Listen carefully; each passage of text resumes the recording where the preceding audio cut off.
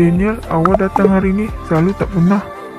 Kenapa pasti mama? Lebih bagus kan? Kurang-kurangnya boleh buat sesuatu sebelum masuk kelas. Apa serah.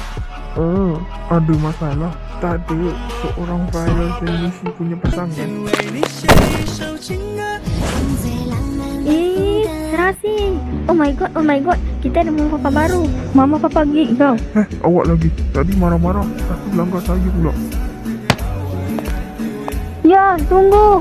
Si Ryan buat apa sampai awak marah? Tadi dia tak sengaja langgar motor dia. Lepas tu jatuh kat kita saya. Lepas tu dia minta maaf. Dia minta maaf tapi saya marah-marah. Habis tu landak merah tu buat saya emosi je. Masalah kecil. Dah lah.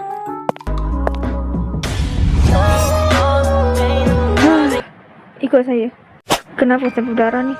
Dah lah, saya nak masuk kelas dulu. Weh, Leandra, awak sengaja baikkan saya kan? Apa? Sengaja baik? Saya cuma tak boleh tengok order dia teruk. Sebab tu saya tolong. Tak ada terima kasih pun.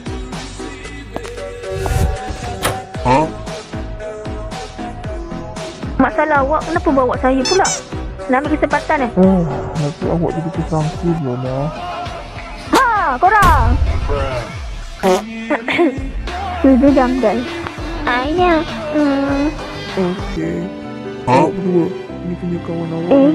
Tak perlu. Awak kasih sendiri. Saya pergi tingkat 3 dulu. Sabarlah, saya dah berusaha. Saya akan dapatkannya. Tapi awak kena tanggungjawab apa yang awak buat. Awak dah kotorkan saya tau.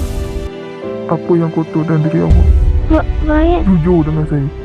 Okey, saya dekat dengan awak sebabkan harta awak. Sebab saya nak bayar hutang. Dan saya kena rokol. Bagus. Sekarang ni kita putus. Apa yang awak buat kat sini sendiri? Saya ambil angin. Sekali tengok mata awak terus. Itu masih normal lah. Betul kata Kai dengan Dan. Saya tak perlu percaya perempuan tu. Salah awak lah. Iya, salah saya. Awak nak tak jadi pasangan saya? Gila. Kita baru kenal. Bahaya jenis. Anak orang itu, kenapa kau cuma pergi bro? Saya akan hamil.